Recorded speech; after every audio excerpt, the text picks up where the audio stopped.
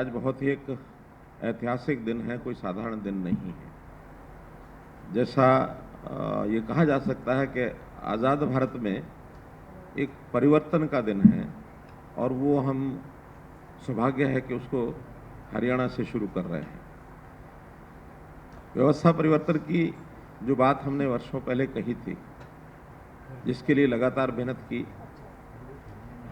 और उसका परिणाम कब निकलेगा, उस समय मेरे से भी पूछा जाता था तो मैं बता नहीं पाता था। लेकिन आज कम से कम मैं कह सकता हूं कि वो व्यवस्था परिवर्तन का दिन वो आ गया है। व्यवस्था परिवर्तन यानी अंग्रेजों के समय हर कोई अपने अधिकार को मांगता था। हमको ये चाहिए, हमको मिलता नहीं है। देश आज़ाद हुआ। दुर्भाग्यपूर्ण स्थिति ये रही कि उस समय भी व्यवस्था बदली नहीं और इन सरकारों से, जो अपनी सरकारें जिनको हम कहते हैं, वहां भी ये जो मांगने की प्रथा, अधिकार मांगने की प्रथा, ये लगातार बनी रही और अभी तक बनी हुई है। क्या हम आज़ाद हो गए?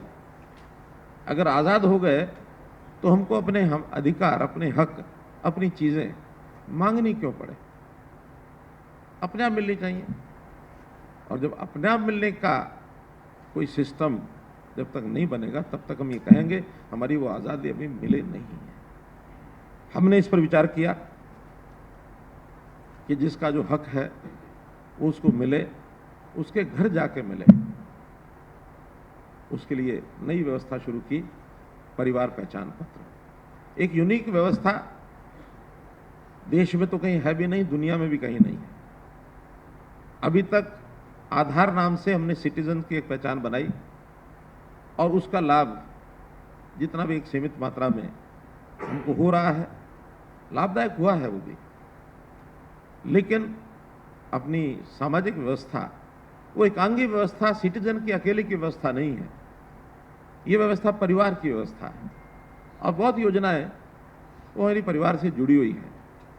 चाहे वो बीपीएल के कार्ड की व्यवस्था हो, चाहे आज हमने आयुष्मान भारत की व्यवस्था में परिवार को एक इकाई माना है, चाहे उस परिवार की आर्थिक दृष्टि को देख करके उसकी पेंशन आदि की बात हो, उसको मकान देने की बात हो, तो परिवार की टोटल स्थिति क्या है, उसमें से ये जो परिवार पहचान पत्र की व्यवस्था बनी, इस परिवार पहचान पत्र की व्यवस्था के माध्यम से एक परिवार की सामाजिक स्थिति, आर्थिक स्थिति, अन्य सब स्थितियां, परिवार का साइज, उसकी आवश्यकताएं और आवश्यकताओं के साथ साथ परिवार की कोई विशेष क्षमता, ऐसी भी जानकारियां मिलेंगी तो समाज के लिए उसका भी उपयोग किया जा सकता है।